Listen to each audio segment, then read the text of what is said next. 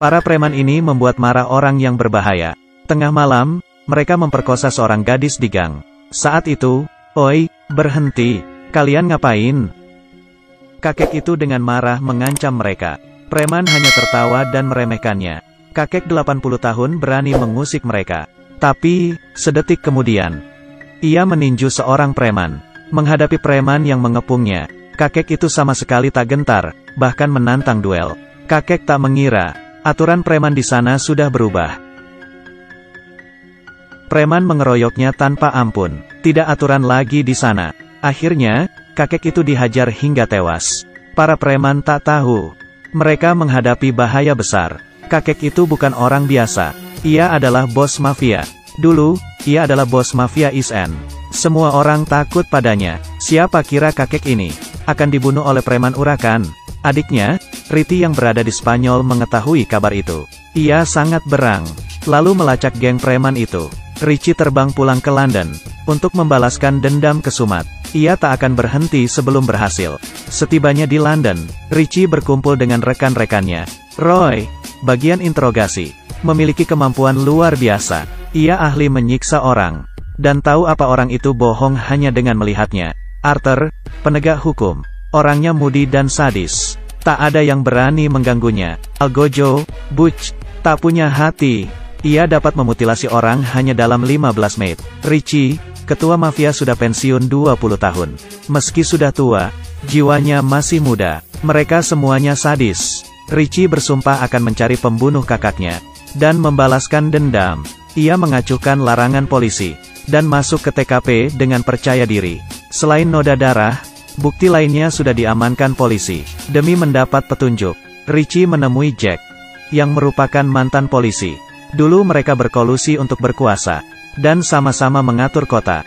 Di zaman itu, selain Bohau dan Leiluo, di barat juga ada Richie dan Jack. Perbedaannya adalah mereka berdua sudah pensiun. Yang satu pindah ke Spanyol dan jadi pebisnis. Yang satu lagi pensiun dalam damai. Jack memberi Richie petunjuk. Tapi, videonya tidak jelas. Satu-satunya saksi adalah korban. Akhirnya, Richie menemui gadis yang mau diselamatkan kakaknya. Gadis itu berkata, sebuah nama, Aaron.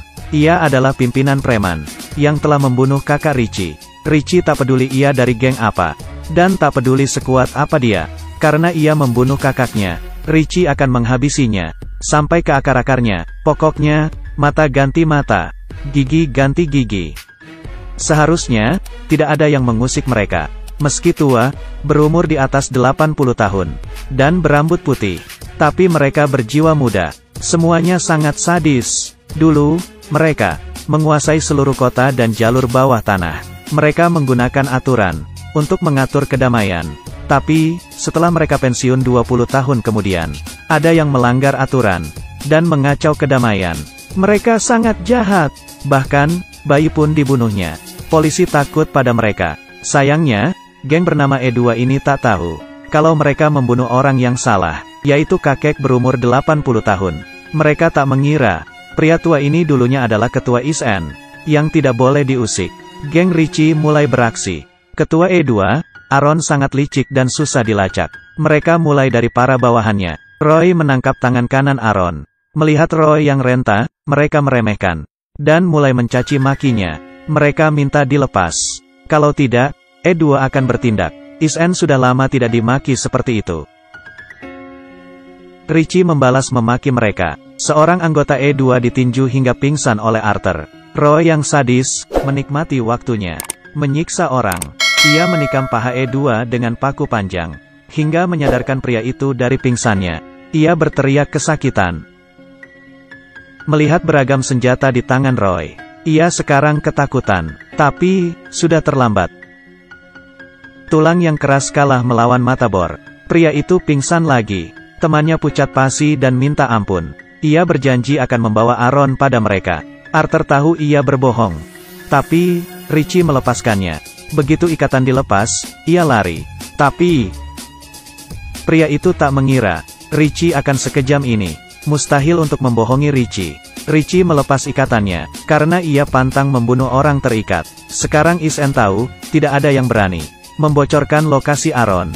Pria yang dibor tadi mati kehabisan darah. Richie tak peduli. Balas dendam yang kejam baru akan dimulai. Karena tak menemukan lokasi Aaron, Is-en membunuh bawahannya secara membabi buta. Mereka menikmati perburuan kali ini. Mereka menanyai bawahan Aaron satu persatu. Tapi, semuanya tutup mulut. Setia sekali, ya, pria ini tak mempedulikan nyawanya. Dan malah memaki keluarga mereka. Richie terlalu sayang dengan keluarganya. Akhirnya, ia berang dan menghajarnya. Pria itu pun pingsan. Karena terlalu marah, jantungnya kambuh. Richie dilarikan ke rumah sakit. Tapi, Is-en tak tahu, kalau gadis korban itu, sudah menjual mereka. Geng E2 datang ke rumah sakit. Mereka membawa pistol kedap suara, untuk menghabisi 4 kakek renta. Wanita ini datang, dan menembaki kasur. Ia kira ia berhasil. Tapi, itu rupanya jebakan. Percuma saja mereka membawa senjata, karena mereka sudah dikepung. Mendengar suara tembakan, Aaron merasa ada yang salah. Ternyata, Richie bersandiwara. Ia pura-pura sakit jantung, dan menyuruh korban berkhianat. Tujuannya adalah memancing Aaron keluar, dan memburu mereka di rumah sakit, lalu membasminya sekaligus. Tapi, Aaron melawan mati-matian. Aaron tak mengira, yang ia tembak adalah orangnya. Di tengah adu tembak, Is-en tetap tenang. Mereka sudah biasa tembak-tembakan. Meski tua, mereka tidak lamban. Sekali tebas, lawannya berteriak minta ampun. Arthur menembak, dan membunuh satu musuh. Ia menembak tabung pemadam. Di tengah asap, mereka terus menembak. Meski Is-en kalah jumlah, tapi mereka sudah menyiapkan semua. E2 menangkap gadis tadi, dan menjadikannya sandera. Dengan santai, Richie dan gengnya menyerah. Aaron sangat marah. Tapi, saat itu, Aaron dikhianati oleh temannya. Richie segera memungut pistol Aaron. Teman-temannya berteriak, tembak. Tapi, Richie punya kebiasaan. Sebelum menembak ia harus memasukkan peluru 3 kali. Terlambat sudah. Richie membuang pistolnya dan bersiap-siap. Ia meninju Aaron hingga terkapar. Aaron memungut pistolnya. Ia menodong Richie. Tapi, saat itu polisi datang. Aaron berteriak ia akan membunuh Richie. Tapi, ternyata pistolnya kosong. Polisi mengepung mereka. Melihat pistol, polisi langsung menembak. Semua ini adalah rencana Richie yang cerdik. Ia meminjam tangan polisi, supaya tangan Is-en bersih. Untung saja perhitungan mereka tepat. Is-en di sini adalah korban.